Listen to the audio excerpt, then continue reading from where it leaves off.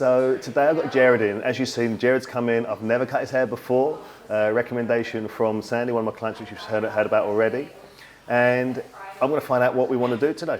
So let's whip the hat off and have a look, shall we? Let's go. Lovely. Mate, right, look at this. Good, good, good. So what's the plan? What's the coming in today? What you're thinking? So the main plan was just to keep something out of the ordinary, something that I can, because my business and the people that I work around always wear hats. So I Yeah. want something What do you do for business? I do pest control. Nice. So it makes sense. A lot of the time when you're getting under a house and you put things on your head, you come back out and your hair is all messy. You've got all this dirt and stuff in there, that spiders galore, oh, crazy. So I mean, eventually I will put a hat on, but I do like to just start the day as normal as I can without a hat. I like to just do that because everybody always seems to wear one. Yeah. So for the while I've been trying to do like a professional mullet. Kind of, I keep it shorter, trying to keep it cleaned up. Yep. It gets out of control. Do you want to keep length at the back? Do you want to change that? Do you want to sort of do a little result? Take more length from the back. Yeah, take more from the back. I wanted it, but I don't know if I quite like it that much. Nice. So I like it a little bit more cleaned up and definitely cleaned up on the sides and everything. Perfect. So if I can have full reign just on talking about your hair, what we're going to do, like when I look at your face shape, look at the shape on the sides, the details, what I'd love to do is get rid of the back, but if I just take that off, you look very top heavy. So I do want to keep a little bit of length around the back area for you. I do want to shorten the sides because that's going to be really nice working through here, but I don't want to take these like really, really short. I want to keep a bit of length here. Okay. As you sort of through that front area.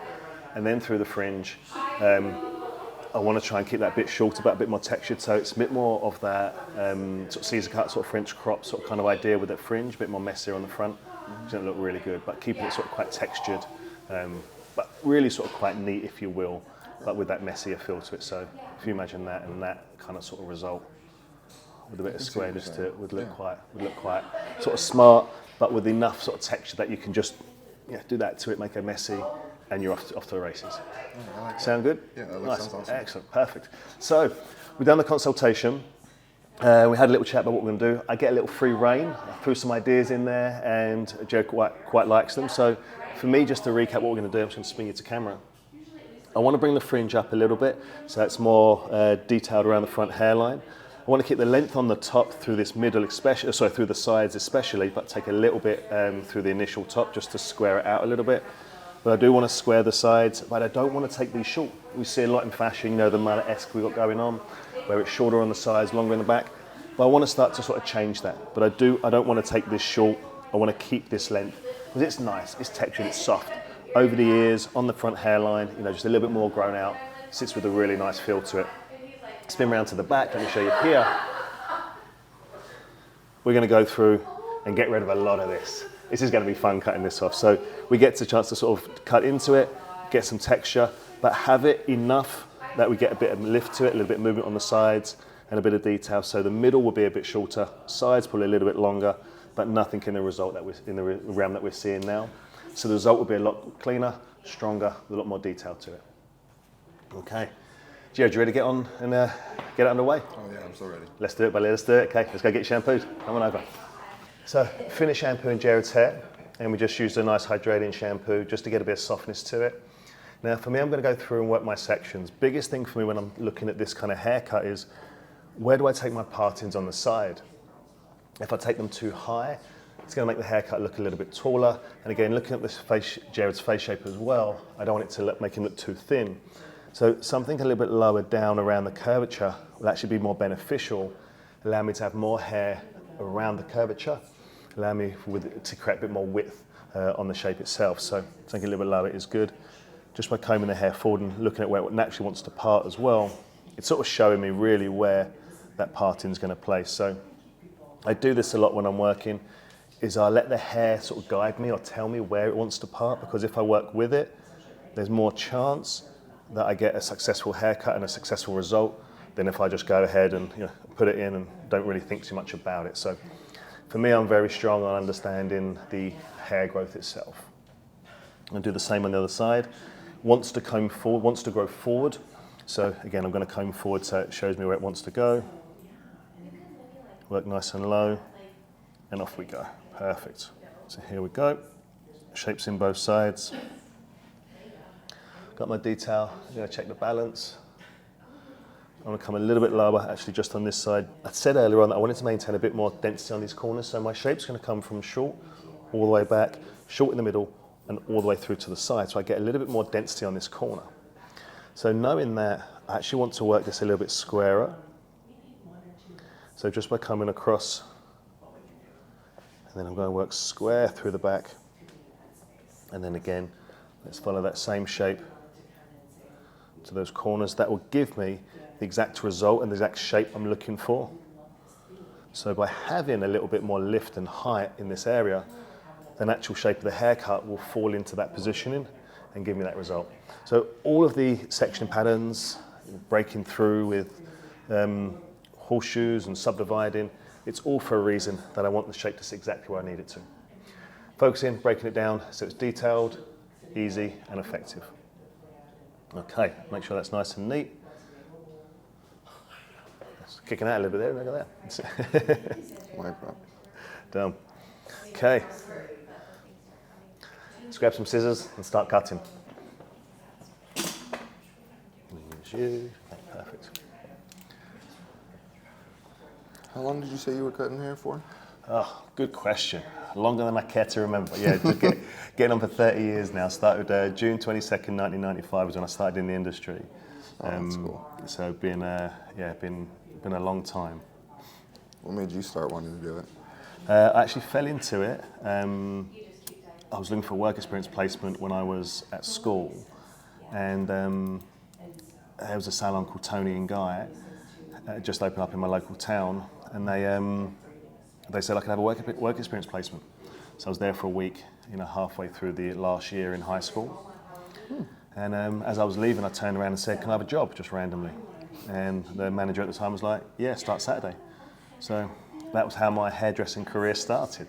Just 1 week, huh? All of those years ago, yeah. So just looking for a job. yeah, just looking for a job, and then That's how it starts. yeah, my dad's a hairdresser, mum's hairdresser at the time, so it's in the blood, it's in the family. Sort of made sense. Yeah, but just done it, loved it, loved the industry, just worked and just never looked back really. So then your parents being in it, did you work with them a lot? No, No, not at all? Not at all. Oh, that's interesting. Yeah. Which is sort of strange because you think like you would, Yeah, that's the first thought I had. Yeah, no, I worked in a company called Tony and Guy. Went through their training program, then qualified at the age of 19, so I was behind the chair. Then started teaching at 21, then started teaching in the London-based academy at 23, travelling around doing shows and education and working in the academy. So education's always been my main sort of focus within the industry. So you like dealing with a lot of people and teaching? Teaching, yeah. Teaching's definitely where I find my strength. Teaching's where I like, what I do. Share, and it's not, say, me telling people, it's me sharing the wisdom, me talking about what I do, why I do it, how it does, and just imparting that kind of sort of journey on people. I think it's my sort of goal, really, which I like. I find that is a better way of teaching a lot of the time, is when you're just explaining things and not quite just instructing everybody how to do it. You're more of showing them and then having them do it as well. That's it. Let's do it together and let's learn together rather than me just showing you and ignoring it. So you also get to see the sides of everybody and get to help them focus on their stuff. One of the things I love the most about teaching is seeing their body positioning, seeing how they're cutting, what they're doing, what they're looking at. If they're wrong and can't find something, those aha moments, as I call it, I find are like the things that I can really identify with my students. So if I'm doing a class, if I'm working with a product company like Kevin Murphy, and I'm working, teaching one of their collections or doing something different, it allows me to really sort of see what that student's doing to give them the best chance of success to learn the haircut or to change the way they cut, the way they hold the scissors, the way they hold the combs even. So that really does affect their posture and everything on how they cut? Yeah. Oh, I would never have guessed that. Yeah, like the feet, how the feet are positioned changes how you can position into hair. Like if your foot's slightly back, it opens your body up so you can get your hands in front. If you stand too square, elbows get pushed out so you can't get your scissors in the right position. That makes sense for drawing. I do the same thing when I draw. I have to sit a certain way, or if I have to rotate the paper, rotate my hand. If I don't, then I can't get the right angle or the right shape. Oh, wow. Nice. So I like that. It makes sense. Yeah.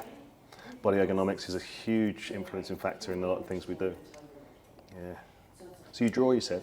I do like to draw a little bit. Nice. And I tried Hence why you said you painting like it the painting, because you was focused on it. Nice, love Yeah. it. I've actually gotten into blues a lot recently, and that kind of caught my eye. Oh yeah. I used to not really like painting with that color, but recently I don't know. So is it more color that influences your choice, or more technique that influences what you do? Ooh, interesting. I think it started with technique, and now it's kind of turned into color. At first, Yeah. it was all pencil drawing, so I was just learning how to do shaping and people and just drawing the world around me. And Yeah. then, as I started seeing people painting what they were drawing, it just captured me. I was like, that looks really, really cool to be able to not just draw something cool, but be able to paint it as well and be able to take what's in your brain and put it on a piece of paper or on a canvas. And then I get to also mix both of them, because even when you are painting, you're drawing at the same time, like on the canvas. Yeah, as in the preparation Measurements. for it. Yeah, yeah, nice. Because you don't just slap. I mean, some people are that talented. I still have to do a little bit of a template or something to keep myself going. Yeah. But it's just set that template up with what you've drawn and kind of sometimes the ruler and things like that. And then it is with body positioning. You get a little an easel, I think that's what it's called, Yep. and you set it up in front of you. It's just a lot easier to actually draw at an angle. It also helps with how you're drawing and the strokes of like even the brush. Oh, nice. It's even like when you're painting your wall at your house. Yeah. You want to do even strokes, and when you use that roller, you don't want to overpaint one side or underpaint the other side, because then it will look uneven, even though it's the same color paint. Yeah, so the density of the paint on the brush and the pressure of the stroke all changes everything. Yep. Yeah, I love it. So we've just been chatting about painting and cutting and realised there's a lot of similarities within artistic work, which is great. So I'm going to carry on this conversation in just a minute. But just jumping back to the haircut, I've gone through and cut both sides. You probably saw I started at the front, just elevated straight out, worked my fingers pointing up from the underneath, working up to create more of a velvety texture. So short hair was sit on top of the long hair for softness. I've just worked with the travelling guide all the way back, over directing the sides out, just keeping that square so you can naturally see the length that we're getting longer behind the ear. When we look into the mirror, you can start to see that there's just a little bit of texture behind, but it's not in that mullet realm where it's long, flowing. The sides, again, nice density, fills out the gap of the ear, makes it look quite square. So again, nothing sort of sitting too tight, so it fills out the face shape as well. I'm really liking all of these details over the ear and just the unevenness around the front hairline. I don't want to go through and clean it up or take it too sharp. I like that softer detail. We can just put product in and just scrunch it and be done. So effortless styling for me is really, really key. And both sides the same, starting at the front, vertical sections, just working the travelling guide all the way back. I'm now going to work through to the centre. So as you can see through the back here, within my guide, keeping the sections very loose, because this will be a very loose haircut, but just working vertically through here, taking the section the same width as my comb as my fingers. Elevating out. This will be the guide for the rest of the haircut through the back. So just working straight through. I'm going to point again from the underneath, working up. As I'm cutting, I'm just texturizing those areas, so large point cut sections, so very messy. Continue that travelling guide. Again, I'm going to work now through to the side, find that guide, and up we go. So the repetition for this technique is really key, because the repetition maintains the consistency in the texture. As you move over to the side, the head's going to now start to curve around, but I'm going to comb it straight back. So I'm now going to start to meet that hair on the corner. So it's going to come to this point, this angle here. So by doing that, some hair will reach, some hair won't. And as I go through the back area, I now have that detail, shorter in the middle, but just a little bit more width and length pushing out to the side. So when we style it, we can scrunch those areas, and it just transitions really smoothly. Same thing on this side as we go through. We're not over-directing into the middle, we're just working with the natural shape of the skull, where we're combing out, combing down, all the way through, And again, combing out. So just connecting in that area. But as you can see, that point cut is very soft, very loose, very erratic, no running kind of structure. A lot of depth between where we're cutting and the actual initial point as well. So you can see just how that converges into that corner, give an extra length. So when we scrunch it and move it, we have feeling all the way through. I am going to go through and take a little bit of weight away just on the hairline. So pinch that area and just point cut closer. This will allow the shape to sit a little bit flatter because there's less hair pushing out from the curvature. And as the removals happened, it's just allowing that to sit a bit flatter around that parting. So it will stop any roundness happening that we might feel, if it comes from the top. It just eliminates all of that. We're going to go through and again just point cut some of the hairline, just back and forth, back and forth. So we have the softness on the hairline, and I'll follow that round to the outside. Not taking a lot off, but just really detailing enough that we have that nice shape. Around to this side. Same process again.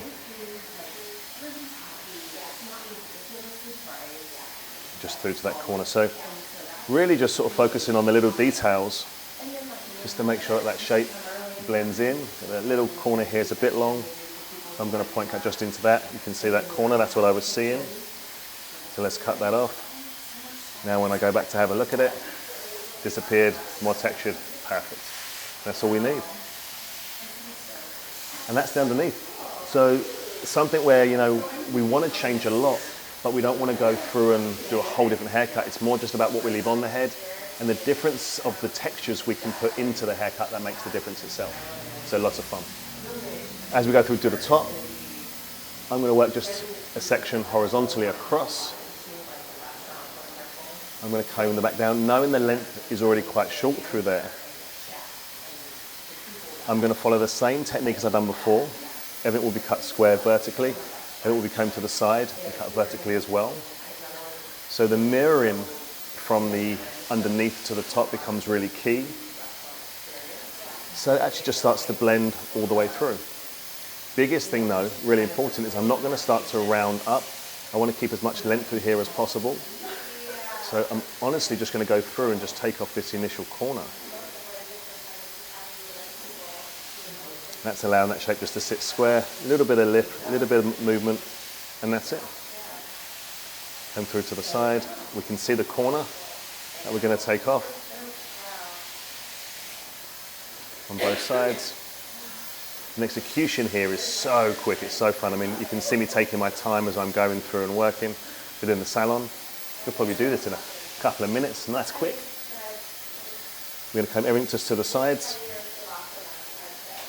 We've got a little corner through here. Again, biggest thing, make sure my fingers are square from the top. If you're square, you're going to get the square result. Same again. Work that point cut, nice control. As that now moves forward, you can start to see that shape in the back, where what it does is it more hugs the head. It just emphasizes the overall shape, enhances the feeling. When I look at the silhouette in the mirror, I can just start to see that sitting exactly how I want it to sit without any difference. We're going to go through and jump to the fringe. Let's get the fringe nice and short, similar result, and then we're going to work to the sides as well. So consistently working the key areas. So you're hearing me talk about the hair, like the details, what we're doing. Does that sort of fall into art as well? Mm-hmm, definitely. Yeah. It makes me think, when you see someone's hair or head and you think about a cut, are you picturing a hairstyle and you're putting it on their head, or are you adjusting that style to them?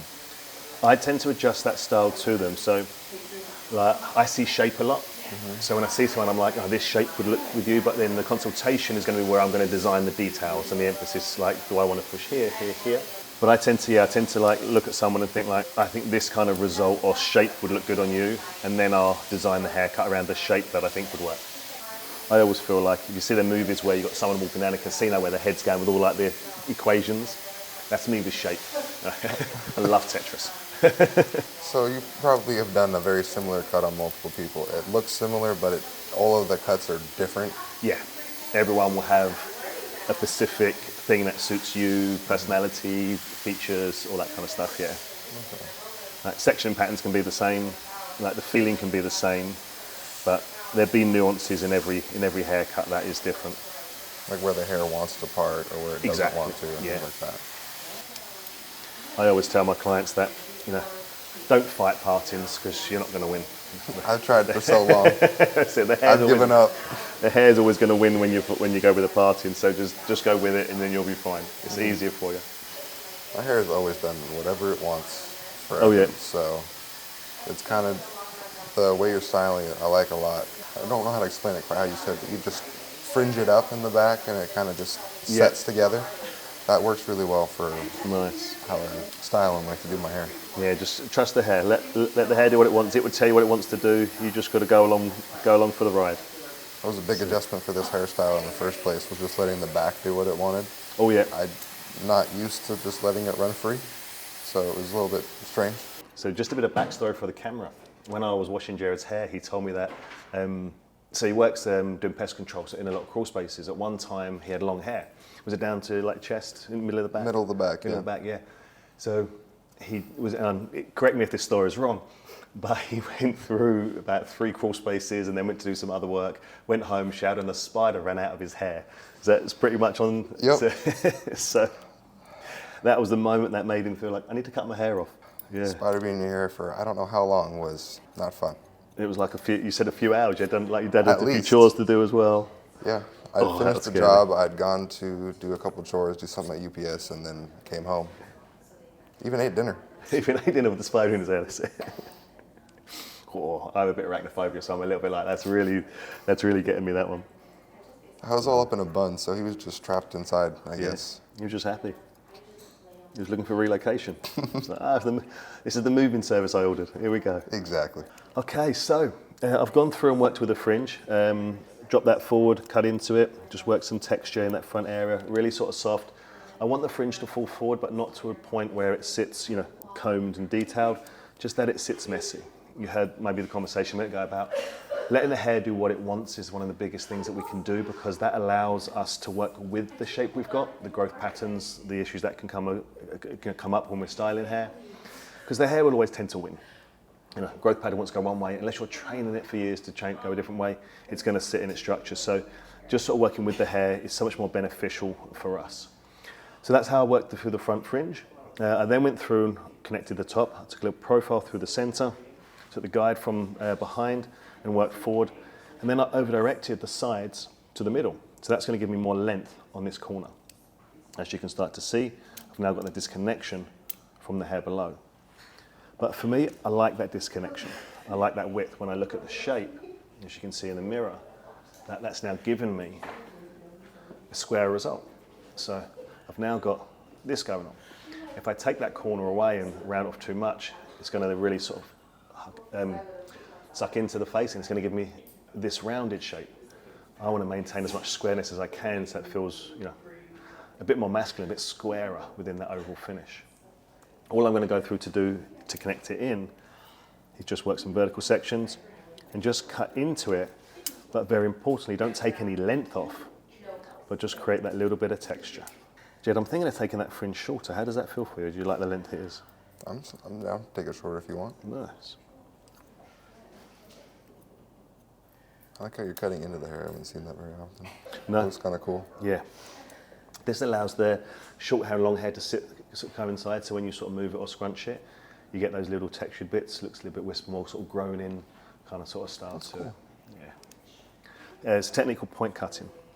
You can change different angles. As we was talking about brush strokes and pressure that you put onto the canvas. Mm-hmm. If you're changing the angle from steeper to lower, you're going deeper into the hair as well. You get different results.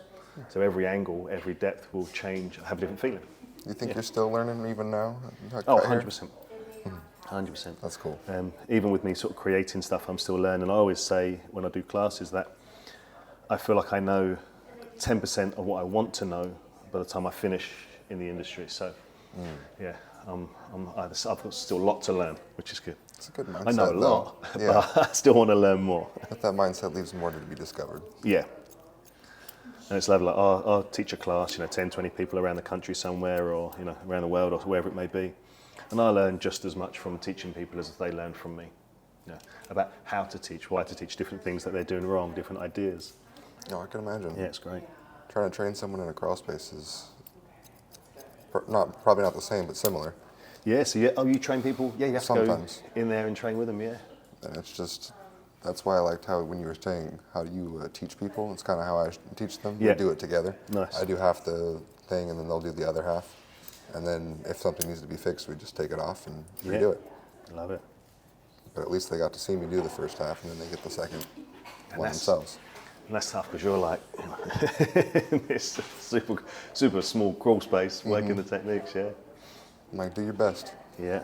You can kind of see what I'm doing, kind of not, but Do you film it? Do you record like the I have a hard bits couple in of there? Yeah, nice. sometimes I was thinking about starting social media, but I Oh, haven't yeah. started advertising yet because I'm still working on a couple other things. Nice. I think we're done. Yeah. I'm done. I feel pretty happy with it. I I work like that it. fringe now, cut into that a lot. I'm going to dry all the hair off the face and work that texture. But for me, this overall result, just with a bit of product, I think it's going to sit perfect. I like it. Yeah, it feels good, feels different. Nice little change. But again, small, effective results. We're going to dry off, put some product in, and I'll show you back for the finish. I just know that thumb thing again. I do this thumb thing all the time. I've got to stop doing it. I might start now. That's it. It's the new thing, is with the thumbs. So you don't have to dry at home. You can blow dry if you want to, problem. or you can just leave it. So as I'm drying, just going through with the tip of the nozzle and just working it over the hair. You see it's just sort of smoothing it over. I'm not trying to straighten the hair. I'm not trying to change anything. I'm just trying to dry it so it's dry. But I'm just using that tip of the nozzle just to direct the hair where I want it to go. It just enhances the smoothness a little bit, just enough that it will give it that nice sort of shape too. Is this your home salon when you're in Vancouver? Yeah, so I own the salon, I work here, yeah. I do education for a salon over in Ashburn, Virginia, just close to DC, called Current, Colour Bar by Neshe, so I'm over there quite a bit, doing classes, creating an apprenticeship program for them, so like full education, which is really good. I actually just won Best Salon in North America for Kevin Murphy, so yeah. Oh, that's awesome. Award-winning salon, which is good, yeah. Current just won, yeah. So, gone through to dry. Really happy with how that's sort of turning out the shape. The only thing I'm seeing that I want to sort of tackle is this area here. Just feels a little bit long for me. So I'm just going to go through and cut into this corner. As I'm moving it around, I just see this jumping out a bit more than the other side. So I just want to tackle that. This area here just feels a little bit big for me. Everything else I think is sitting great. Maybe a little corner off here. As I'm looking at everything else, I'm really cool with. So to cut into this, all I'm going to do is comb down, find that shape and just work a couple, so 1, 2 areas of just point cutting through, releasing weight more than creating texture in there. And you can just see after those 3 cuts, it disappears. And that's enough just to break it up. You've heard me say less and more a few times, so only like 2 of those is enough to change the whole shape. How's that feel? Feels good? Feels good. Feels lighter too. I feel like I got all this hair on my head. Sure, should be much lighter, easier, much easier for you. So for me, that's the haircut done. Like all I need to do to finish after the point cutting, all through the underneath, was just put those little details areas behind the ear, just in the corner as I was moving it through. But the rest of it, I think, is sitting really good. So I'm going to work with some of the Night Rider again from Kevin Murphy.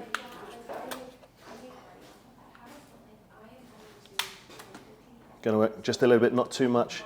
Product goes a long way, so just a tiny bit of product into the hair, into the hands first, then into the hair. Here we go. And I just want to get the product in the hair. I'm not going to go through and try and smooth it over and apply it too much. I just want to scrunch it in. I just want the product to be an enhancement of the haircut that I've got. So as you see, as I'm going through and applying it, I'm not, rubbing it through back and forth. I'm pushing it on, squeezing it in, scrunching it in. that allows the shape of the haircut to sort of be maintained a bit more. So when you're at home and you're styling, you're like grabbing those corners and then you'll sort of pull that out. Working it in. Yeah, they won't come out and look too much. They just sit nice and soft and textured, so you can play around with the details, the underneath. I've always been curious, as a hairstylist, do you have a favorite haircut? Favorite haircut? Yeah. Oh, that's a great question. That's a great question. So I'm not sure if you heard that. I'm sure you did. What's my favorite haircut?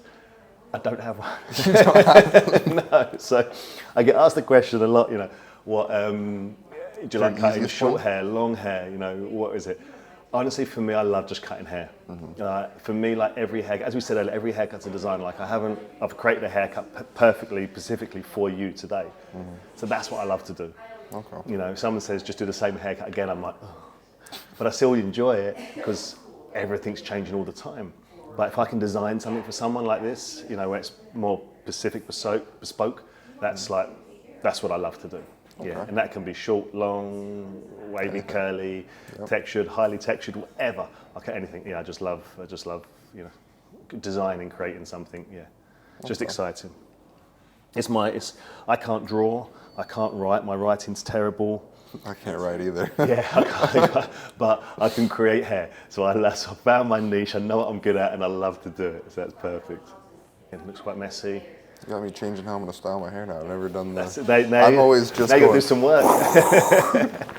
Let's do this. Style it for me. You style it. Oh, no, I like this. I want to try this. You're like, no, not on camera, not on camera. That's it. But when you're at home, the best way to do it is like, do that, you know, crazy, one finger. How does your hair just stay? Yeah, it's just magic. I cut it myself, it's perfect. But literally, like, go crazy with it, put it all around.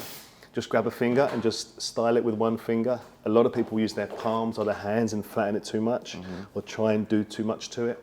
Literally just make it messy, you know, crazy, do all that kind of stuff, and then just pull it into the shape that you want. Okay. You know, it's like that's too much. Push it in, just one finger. And that's going to be a way that you can style it really easily without having it like to change the shape too much and work that detail. Everyone's learning today. Love it. It's perfect. Matt, you like it? Oh, Matt. Your camera's Matt. Jared. I was looking at him a minute ago. He's now caught me off.